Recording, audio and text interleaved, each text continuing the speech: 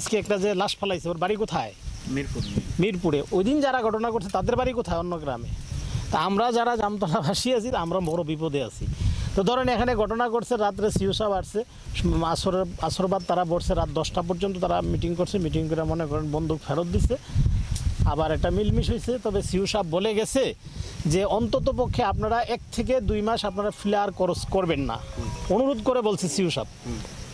কিন্তু তারপরও আজকে যেটা ওইদিকে ঘটনার সামান্য কিছুক্ষণ পর ছিলাম, কারণ এখানে কিন্তু শুধু বাংলাদেশের লেবার না, এখানে বেড়ার আদমপুর গ্রামের যে বেড়ার এই পারে যারা আছে তারার কারণে কিন্তু আজকে এই ঘটনাগুলো বেশি ঘটে। যেমন মনে করেন বাংলাদেশের লেবার আছে 20 জন, ওখানে আদমপুরের ইন্ডিয়ার লেবার আছে 30 জন। তারাই কিন্তু সগম ব্যবহার করে, তারাই কিন্তু চিনিটা দেয়, তারাই কিন্তু এদিকে লয়। তো এখন মনে করেন ওখানে গেছে চিনি নিতেছে, এমন সময় বিএসএফ আসছে, আইসা লাইন পাইসে ফায়ার করে দিছে। তো ফায়ারটা মনে করছে রাবার বুলেট। তার মধ্যে যেখানে লেবাররা বলতেছে যে এখানে একজন গুলিবিদ্ধ হইয়া পড়ে গেছে, রক্ত ফুটতেছে। তো তার মধ্যে এর 25 থেকে 30 মিনিট পরে আরেকটা ফাঁকা আওয়াজ হয়েছে, খুব জোরে আওয়াজ হয়েছে। তেমন কেউ বলতেছে এনে গ্যাস ছাড়ছে, কিন্তু না, যেটা পরস্পর শুনলাম ইন্ডিয়ার সাহেব আসছে, আসার পরে বলছে ফায়ার করে দেওয়ার জন্য।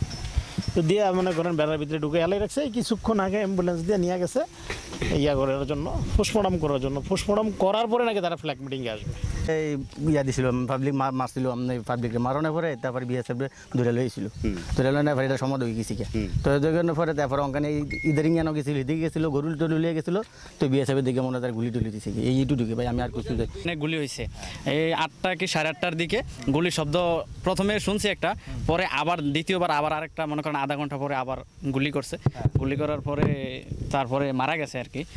তো অনেকক্ষণ লাশটা এখানে পড়ে ছিল, ঘন্টা 2 ঘন্টা পরে তারপর বিএসএফের তারা নিয়ে গেছে। মানে এলাকার মানুষে আরও অনেক লোক ছিল তার সাথে, ওরা পালাই চলে আসছে।